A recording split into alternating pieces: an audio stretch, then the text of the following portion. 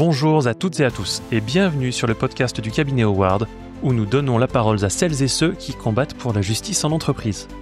Je suis Marian Terrasse et aujourd'hui nous allons raconter la suite de ce rachat d'entreprise par Auchan qui en avait profité pour se débarrasser de ses employés. Rappel, nous parlons du premier gros dossier collectif de Marlon Zard. On s'était quitté sur une victoire en demi-teinte. Sur 14 salariés d'ID Experts qui sont partis au prud'homme, 10 n'ont tout simplement pas reçu gain de cause et 4 ont eu une victoire en demi-teinte. Mais Marlon n'avait pas dit son dernier mot et en appel, il va optimiser sa copie et obtenir une victoire qui va même un petit peu au-delà de ce que les employés de ID Experts pouvaient espérer au début de notre affaire. Bonjour Marlon, comment vas-tu ? Ça va Marion et toi ? Écoute, très bien, je te propose de commencer tout de suite avec ma première question.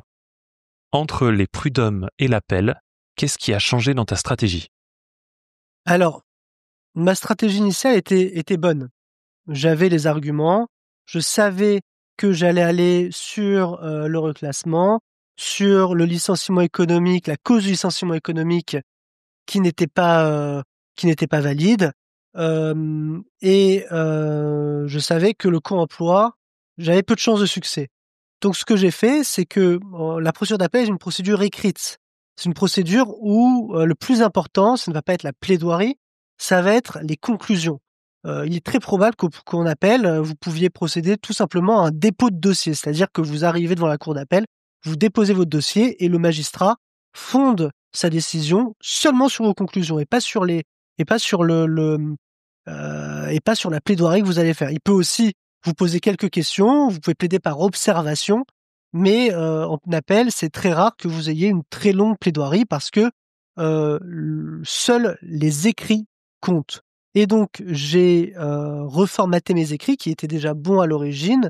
J'ai affermi mes arguments, notamment surtout sur le reclassement, parce que je savais, il était évident qu'au sein du groupe Auchan, on ne pouvait pas avoir proposé 3 postes aux salariés que je représentais. C'était pas possible, c'était sûr qu'il y avait un problème au niveau de ce reclassement.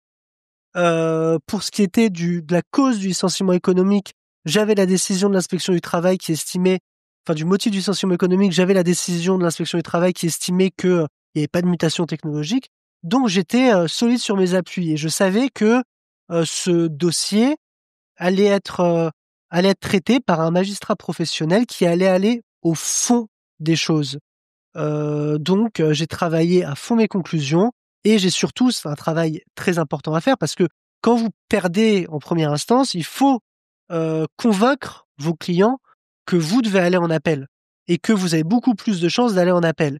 Et moi, c'était mon premier gros dossier collectif. Donc j'ai dû convaincre mes clients qui avaient perdu en première instance de me faire confiance. Ça n'a pas été très difficile parce que je les avais prévenus dès le début. Dès le premier rendez-vous, je leur avais dit « Votre dossier est très complexe.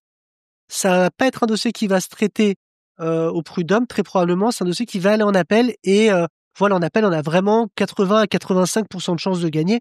Donc, il faut aller jusqu'au bout. » Donc, ils étaient au courant de cela dès le début, ce qui a permis de les convaincre de continuer.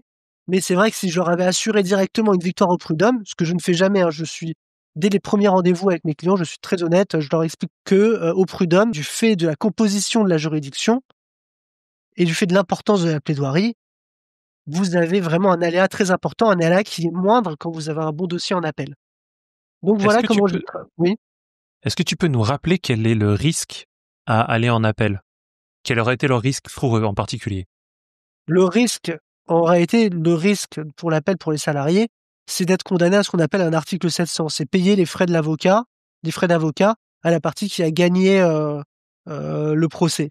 Maintenant, il faut savoir aussi que quand vous êtes salarié, c'est très rare qu'un salarié soit condamné à payer, en tout cas, un article 700 important à l'employeur.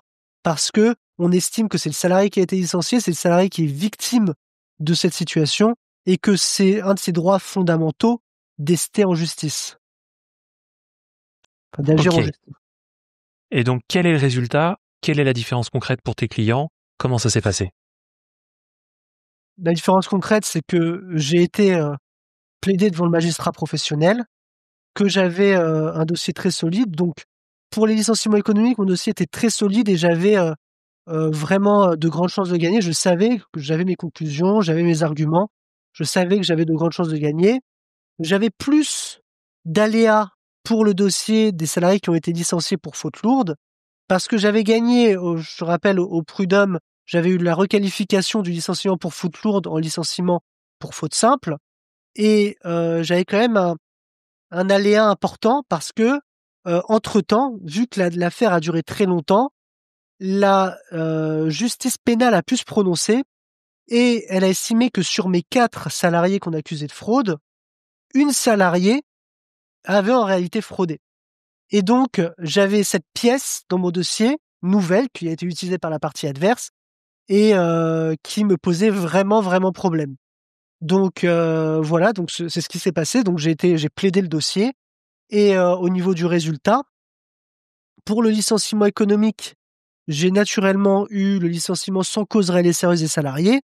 Le conseil de prud'homme la cour d'appel a estimé, petit 1, que la mutation technologique n'était pas avérée et surtout que la société n'avait pas proposé tous les offres de reclassement possibles au sein du groupe Auchan. Et rien que de ce fait, quand on ne vous propose pas toutes les offres de reclassement alors que vous êtes au sein du groupe, alors que vous allez être touché par un licenciement économique, votre licenciement est sans cause réelle et sérieuse. Donc j'ai gagné sur ce point et j'ai gagné approximativement pour chaque salarié ce qu'on pouvait obtenir, c'est-à-dire le plafond du barème Macron. Vous savez, quand vous avez la requalification d'un licenciement en licenciement sans cause réelle et sérieuse, maintenant vous êtes les indemnités que vous pouvez toucher sont plafonnées par votre ancienneté. Et c'est ce qu'a fait Macron quand il est arrivé en 2017 au pouvoir. Et donc j'ai obtenu quasiment le plafond du barème Macron pour tous les salariés. Ça a été plus compliqué pour les salariés qui ont été licenciés pour faute lourde. Parce que je vous rappelle, j'avais obtenu licenciement pour faute lourde en licenciement pour faute simple pour tous les salariés. En fait, ce qui s'est passé, c'est que là, ça a été plus en demi-teinte pour les 4 salariés parce que maintenant qu'on avait cette procédure pénale qui avait été à son terme, bah, le conseil de prud'homme a estimé que pour la salariée qui avait été jugée comme fraudeuse dans la procédure pénale, elle a requalifié le licenciement en licenciement pour faute grave. Donc elle a dû rembourser ses indemnités légales et son préavis qu'elle avait touché. Et par contre, pour les 3 autres, ils ont eu la requalification de leur licenciement pour faute simple en licenciement sans cause réelle et sérieuse. Donc eux sont retombés sur leurs pattes et ont touché l'intégralité des indemnités qu'ils auraient dû toucher dans le cadre d'un licenciement économique, indemnité légale, préavis. Donc en réalité, je me suis retrouvé sur les 14 salariés, les 14 dossiers que j'avais au prud'homme. Pour les 10 licenciements économiques, j'ai eu le licenciement sans cause réelle et sérieuse avec le plafond des dommages et intérêts. Et pour les 4 salariés licenciés pour faute lourde, j'ai gagné pour 3. Et pour une, j'ai perdu et elle a dû rembourser les sommes qu'elle avait gagnées en première instance. Donc elle a eu un vrai risque d'aller en appel. Mais à ce moment-là, au moment où j'ai interjeté appel pour cette salariée, je ne savais pas, puisqu'elle me disait qu'elle était innocente à ce moment-là, que la justice pénale allait se prononcer. Et donc, ce dossier t'a pris combien de temps au total? Et surtout, qu'est-ce que ça change? Eh ben, écoute, ce dossier a commencé au début de l'année 2019 et il a fini, j'ai eu le résultat, à la fin de l'année 2022. Alors, faut savoir que la procédure devant le conseil de prud'homme a été très courte, puisque je suis passé en même pas 1 an devant le conseil de prud'homme, tout était finalisé. Par contre, la procédure d'appel en tant que telle a duré plus de 2 ans et demi, près de 3 ans. Donc, ce sont des délais extrêmement longs de justice. Donc, j'ai essayé de rappeler la plupart des salariés et beaucoup me suivent dans cette action collective que je suis en train de monter actuellement, qui est une action où j'engage la responsabilité de l'État pour les délais trop longs de procédure. En effet, la jurisprudence a déterminé ce qui était des délais longs, des délais courts, des délais des délais normaux, excusez-moi, de procédure. Et concrètement, une procédure d'appel, selon la jurisprudence, ne doit pas dépasser 1 an. Là, elle a duré près de 3 ans, la procédure d'appel. Donc, de fait, on peut demander des dommages et intérêts à l'État et ces dommages et intérêts, En fait, c'est par mois de retard, nous pouvons demander 200 € par mois de retard. D'accord. Si j'ai bien retenu, ça veut dire qu'on en est à peu près 4 000 € par personne? Oui, 4 400 € pour être précis, pour les délais trop longs. Et après, je demande des préjudices annexes, typiquement des préjudices financiers, etc. Mais ce qu'on va avoir de manière quasi certaine, ce sont les 4 400 € pour les délais trop longs de l'État. Est-ce que c'est rare d'engager la responsabilité de l'État dans ce type de dossier? Et est-ce qu'il y a des endroits où ça se passe plus en France qu'ailleurs? Enfin, des endroits en France où où ça arrivera plus souvent? Moi, non, en fait, les, les durées de procédure dépendent vraiment des conseils de prud'homme que tu vas saisir. Donc, par exemple, typiquement, le conseil de prud'homme de Nanterre, c'est un des conseils de prud'homme les plus engorgés de France. Tu peux avoir un jugement devant le conseil de prud'homme en 3 à 4 ans. C'est extrêmement long. Un conseil de prud'homme à Paris, ça va être environ 1 an et demi. La cour d'appel de Lyon, qui est une des cours d'appel les plus surchargées, ça peut parfois mettre 6 ans à passer pour avoir son jugement, son arrêt en appel. Donc, en France, tout va dépendre des conseils de prud'homme, des juridictions que tu vas saisir. Maintenant, ce qu'il faut savoir, c'est que les délais qui ont été fixés par la jurisprudence sont les mêmes pour tous. Quand tu engages la responsabilité de l'État, tu vas saisir le tribunal judiciaire de Paris, ce que je fais, pour engager la responsabilité de l'État pour les délais trop longs de procédure. En fait, je dis à l'État, vous avez dans vos devoirs un devoir de rendre la justice rapidement pour vous, pour vos justiciables. Vous ne la rendez pas assez rapidement, et donc vous êtes en manquement. Il y a un préjudice, un fait générateur et un lien de causalité entre entre le préjudice et le fait entre le préjudice et le fait générateur. Et le lien de causalité, c'est que l'État ne donne pas assez de fonds à la justice française. Donc maintenant, dans tous mes dossiers où je vois que les délais sont extrêmement longs, j'appelle directement, une fois que j'ai eu mon arrêt d'appel ou mon jugement qui a duré extrêmement longtemps, j'appelle mes clients pour leur demander de mettre en place une action en responsabilité de l'État. Parce que c'est des sommes que vous devez récupérer en réalité. Et que j'estime que plus on fait ce genre d'action, plus ça va pousser l'État à mettre des fonds du budget dans la justice française qui va nous permettre notamment d'embaucher des greffiers, etc., et qui va permettre de réorganiser la justice française pour que on ait la justice qu'on mérite dans un pays développé. Parce qu'on rappelle que pendant ce temps, tous les justiciables qui étaient partis au prud'homme ou qui étaient dans cette situation n'étaient pas sûrs de gagner, subissaient un certain stress, ne savaient pas s'ils auraient gain de cause et potentiellement pouvaient se dire que tout était perdu ou avoir un préjudice moral, une charge mentale supplémentaire, et on ne parle pas de la situation économique. Exactement. Alors, est-ce qu'on peut partir sur quelques petits conseils pratiques? Face Bien à une sûr. accusation de faute lourde, quelle serait la première chose à faire de ton point de vue? Comme dans tout licenciement, on t'accuse de faute lourde, on t'accuse de faute grave.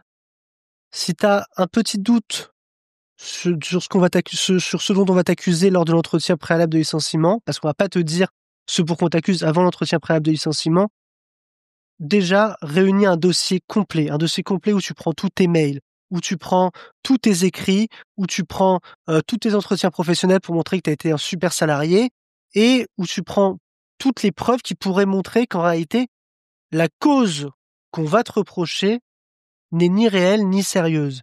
Et la force, quand on licencie un salarié pour faute grave ou pour faute lourde, c'est que la faute grave, ça va être à l'employeur d'apporter la preuve de la faute. Et c'est très difficile d'apporter la preuve d'une faute grave, sauf si la faute est évidente. Donc moi, à chaque fois que j'ai un licenciement pour faute grave, sauf si la faute est évidente et que le salarié me dit j'ai fait cette connerie, entre guillemets, je lui dis faut saisir le conseil de prud'homme. Et encore plus pour une faute lourde, parce que la faute lourde, en plus de la gravité de la faute, il faut apporter la preuve de l'intention de nuire.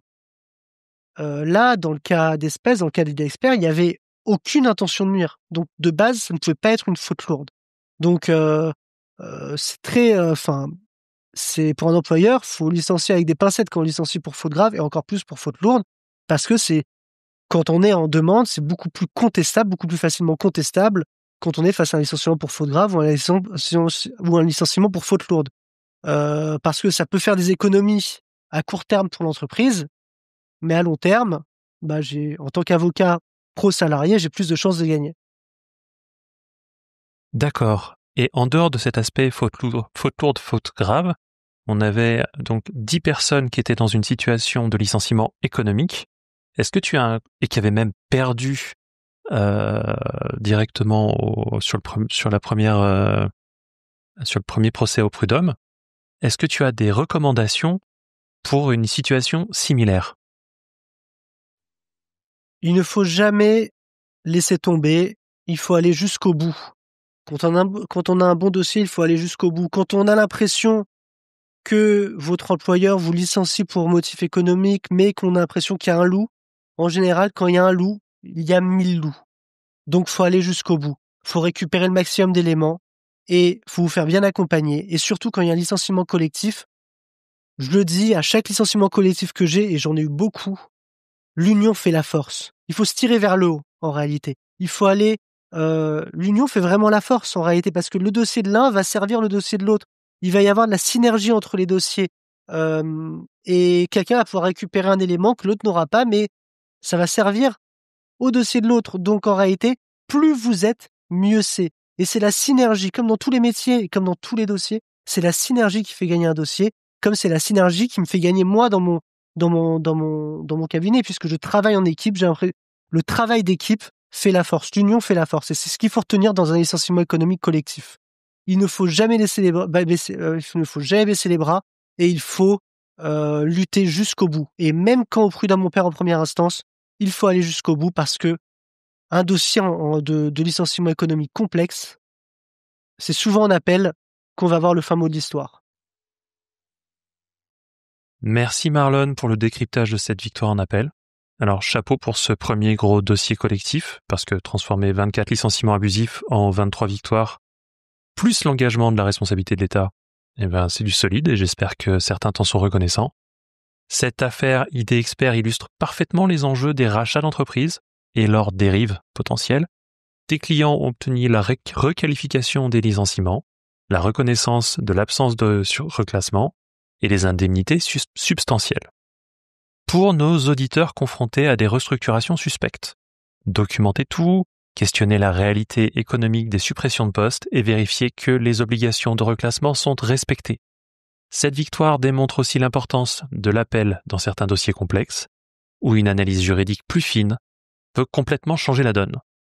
Bravo pour cette première victoire bataille collective gagnée, Marlon, et merci. Merci à toi, Marian. C'était Marian Terrasse pour le podcast du cabinet Howard. Rendez-vous prochainement pour d'autres analyses de cas et des stratégies juridiques. À très bientôt.